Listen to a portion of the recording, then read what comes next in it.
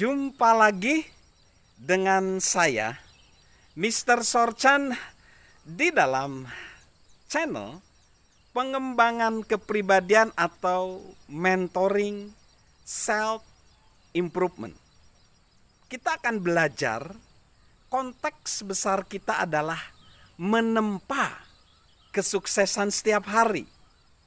Bagaimana kita bisa mendefinisikan kesuksesan dengan baik dan benar dan menerapkannya di dalam kehidupan kita sehari-hari. Mari saat ini kita melihat beberapa quotes, kutipan atau tips kesuksesan yang bisa kita terapkan. Yang pertama, kita lihat dari seorang bernama Henry John Haynes. Dia berkata, menyelesaikan hal biasa secara luar biasa tentu mendatangkan kesuksesan. Menyelesaikan hal biasa secara luar biasa tentu mendatangkan kesuksesan. Lalu dari seorang bernama Ralph Waldo Emerson, dia berkata demikian, tertawa lebih sering disegani orang-orang intelektual serta disayangi anak-anak, diperhatikan pengkritik jujur dan tak terpengaruh oleh pengkhianatan teman-teman palsu, menghargai keindahan, memunculkan karakter terbaik orang lain, menjadikan dunia sedikit lebih baik, entah menyehatkan seorang anak, membuat kebun sepetak, atau memperbaiki kondisi sosial.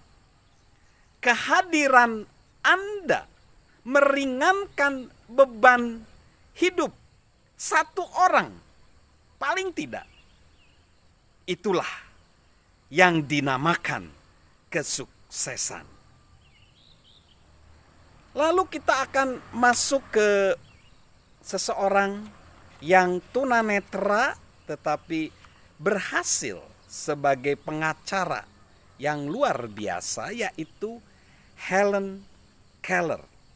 Helen Keller berkata demikian, hidup ibarat petualang penuh resiko. Hidup ibarat petualangan penuh resiko. Jalani atau tidak sama sekali. Kenyamanan nyaris mustahil. Bahkan biasanya tidak pernah ada. Hidup ibarat petualangan penuh resiko. Jalani atau tidak sama sekali. Kenyamanan nyaris mustahil. Bahkan biasanya tak pernah ada. Lalu kita beranjak ke Susan B. Anthony. Dia berkata demikian, orang yang terlalu berhati-hati selalu memikirkan status sosial dan reputasi, takkan pernah membuat pembaruan. Orang yang terlalu berhati-hati selalu memikirkan status sosial dan reputasi, takkan pernah membuat pembaruan. Orang yang bersungguh-sungguh harus rela diremehkan atau sama sekali tidak diperhitungkan.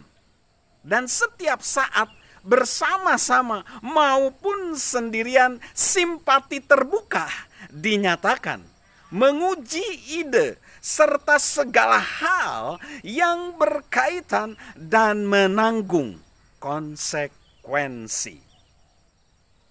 Orang yang terlalu berhati-hati selalu memikirkan status sosial dan reputasi, takkan pernah membuat pembaruan. Orang yang bersungguh-sungguh harus rela diremehkan atau sama sekali tidak diperhitungkan. Dan setiap saat bersama-sama maupun sendirian simpati terbuka dinyatakan, menguji tiap ide serta segala hal yang berkaitan dan menanggung konsekuensi.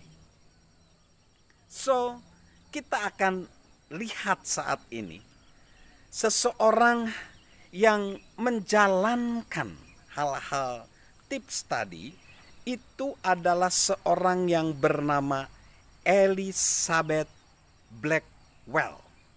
Elizabeth Blackwell bertekad berkarir di dunia kedokteran setelah salah seorang temannya ditemui sekarat dan mengakui bahwa dirinya mungkin saja bisa lebih dini mencari pengobatan jika ada dokter wanita.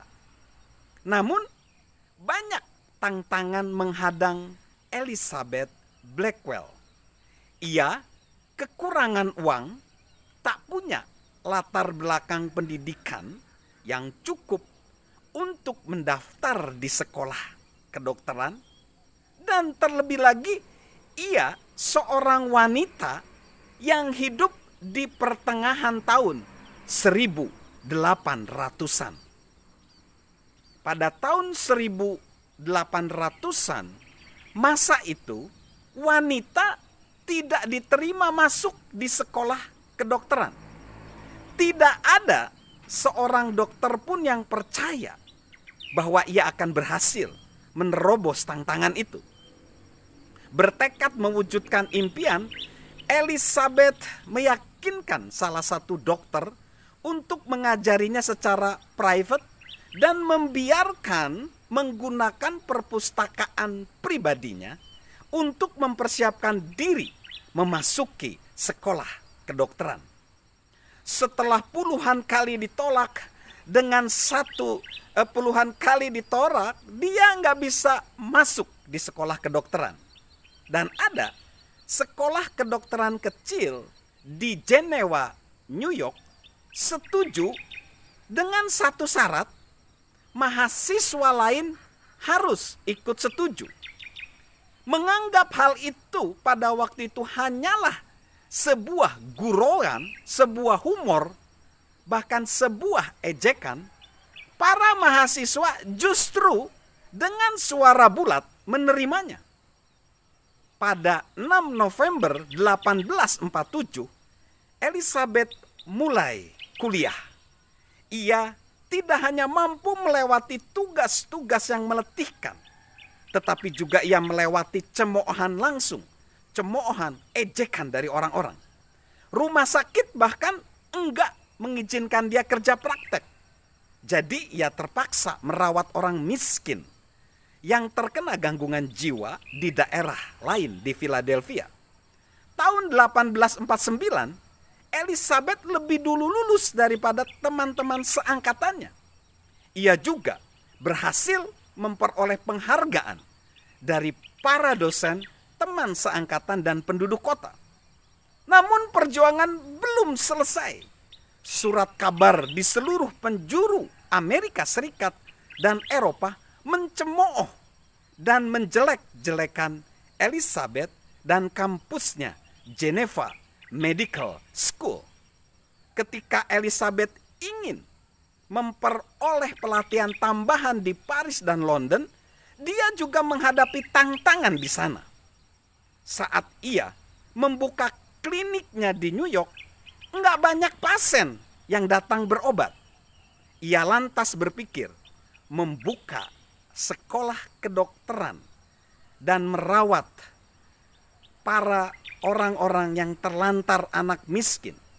Sembari juga dia membuka sekolah perawat wanita.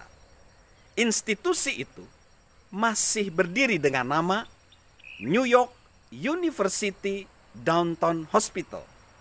Dan tempat itu melayani lebih dari 1.500 orang yang dirawat setelah tragedi 11 September 2001 yang terjadi di New York. So, guys, sahabat Mr. Sorchan, Elizabeth tekun mewujudkan impian. Ia membuat perubahan yang luar biasa dalam hidupnya. Hidup untuk mengabdikan diri untuk para wanita yang mengikuti jejaknya dan berprofesi sebagai dokter. Serta dia sudah menginspirasi banyak hidup orang lain agar mendapatkan manfaat dari keahliannya di bidang medis. Bagaimana dengan impian guys, sahabat Mr. Sorchan? Mari kita wujudkan apapun impian kita. Bertekunlah untuk mewujudkan impian kita. Salam untuk menempa kesuksesan setiap hari. Dan tentunya salam sehat dari saya, Mr. Sorchan.